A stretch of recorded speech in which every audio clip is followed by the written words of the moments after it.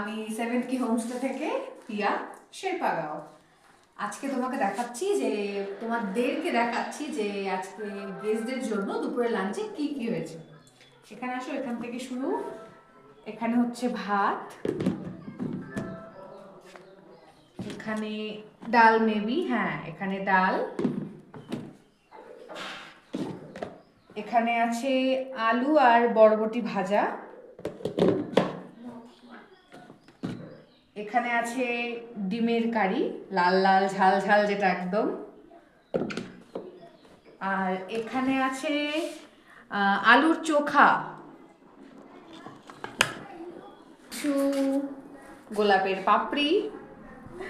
এটা ওরা কেন দিয়েছে আমি সত্যিই জানি না, যে এখানে রান্না করেছে, যে সব কিছু সাজিয়েছে কেন দিয়েছে আমি জানি না, আসলে অবশ্যই জিজ্ঞেস করবো। আর এখানে কিছু স্যালাড কাটা,